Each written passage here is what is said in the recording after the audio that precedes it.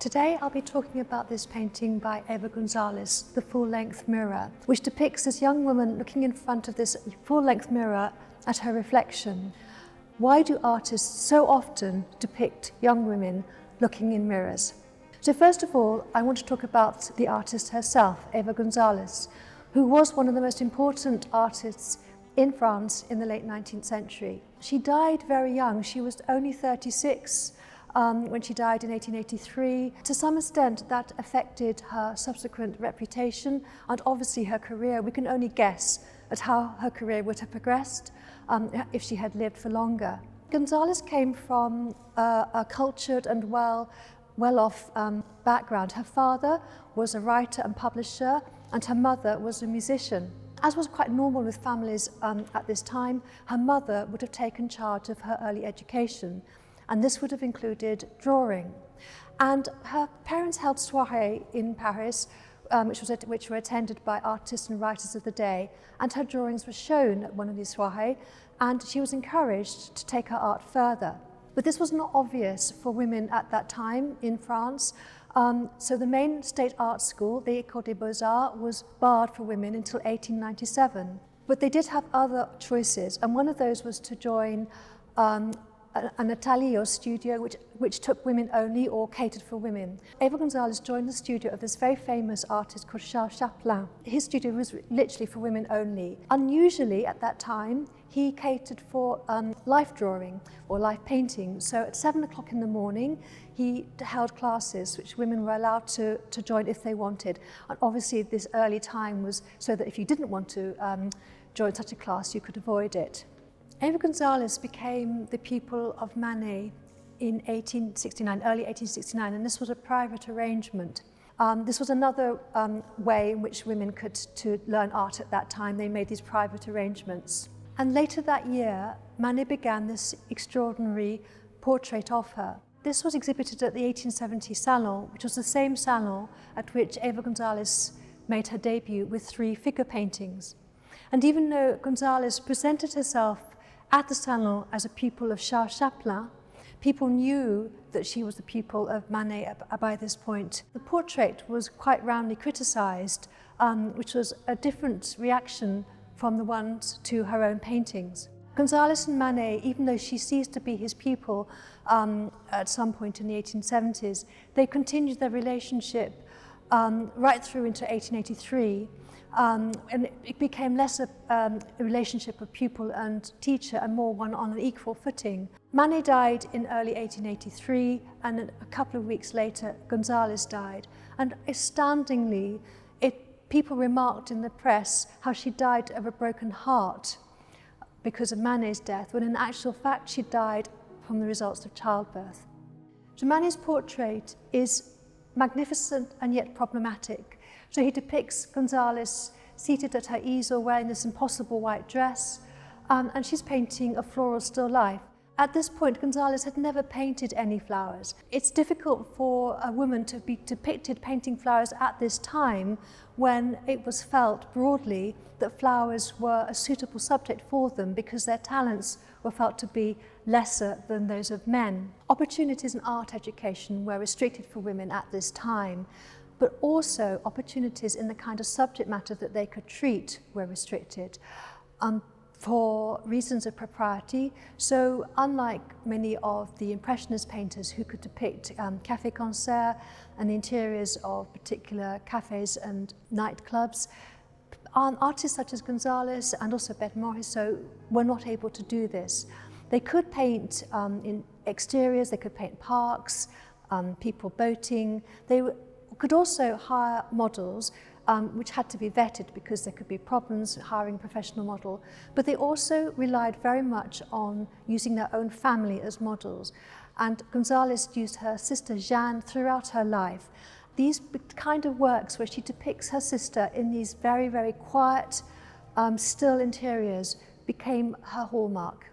It has been discovered that the flower painting is actually a copy after an etching by the French 17th century artist Jean-Baptiste Monoyer. We don't know if a copy actually existed of this painting, whether there was a copy by Manet or by Gonzalez herself.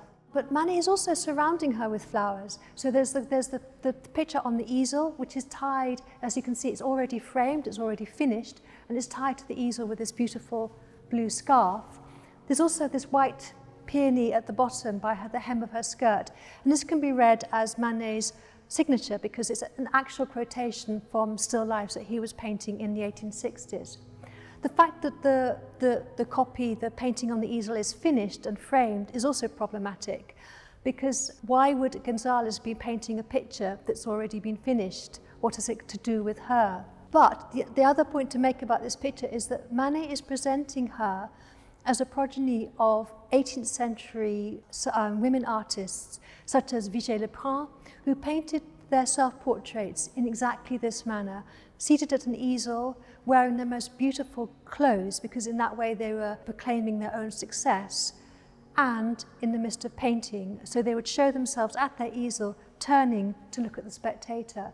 Another interpretation of the painting could be that Manet was proclaiming Gonzalez's future success as a painter. Manet had tremendous difficulties with this portrait, and we know that through the letters of Berthe Morisot, who was keeping an eye on the proceedings, and she wrote in her letters that Manet had to start the portrait again around 40 times.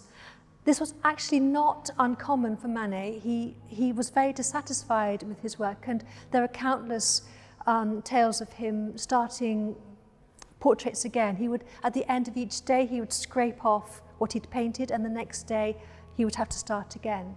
In the case of this particular portrait, the face looks very heavily worked, and we think that rather than scraping off the paint, Manet probably painted paint on paint. And you can see very clearly there's a demarcation line in her neck, which has a different kind of paint from the rather pasty paint of her face. And when it was exhibited at the Salon, somebody compared her face to plaster, and also that she looked like a doll. And that's particularly because of the way that Manet painted her, and the difficulties that he had with the portrait, and the many times that he had to start over again. This painting of Eva Gonzalez was part of the Sir Hugh Lane bequest in 1917. And now, in 2024, we've been able to acquire a painting not of her, but by her. Although she's actually, as with Manet, is associated with the Impressionist painters, in fact, neither Manet nor Gonzalez ever exhibited with the Impressionist exhibitions. So let's have a look at the painting itself. First of all, I need to say that the sitter is her sister Jeanne, who was Eva Gonzalez's constant model throughout her life, but she was also an artist in her own life. She's standing in front of a full-length mirror called in French Psyché, which is named after Psyche, the Greek goddess of the soul. La Fontaine, in his book The Loves of Psyche, describes her as looking into a full-length mirror. So the tonality of the painting is very striking. It's very silvery, very muted. From the grey of the wall, there's this crease-eye picture on the wall, which we think might be a print, it might be a painting. Her own dress, which is very muted tonality, and it's just punctuated by the deep brown of which I think is a mahogany mirror, and also of the sofa behind her, and also it's quite difficult to see, but in her hands she's holding this tiny, tiny red flower. And the handling of the picture is also very distinctive. If you look at the folds of her dress, it's quite stark the way that she's modelled it with these lines of paint. But her face is very beautiful and very softly modelled, almost kind of slightly abstract and blunted, her features, and it's modelled in this monochrome grey-brown paint. We've given this picture a date of around 1869 to 70, so just at the time when she was working with Manet, she became Manet's pupil in early 1869. And in some ways it's quite reminiscent of Manet's own paintings from the 1860s, where he models faces in this particular monochrome tonality. But also, I think the way that the reflection is painted has something to do with the fact that she's looking in a mirror. Pictures of young women looking in mirrors has a very long tradition in art.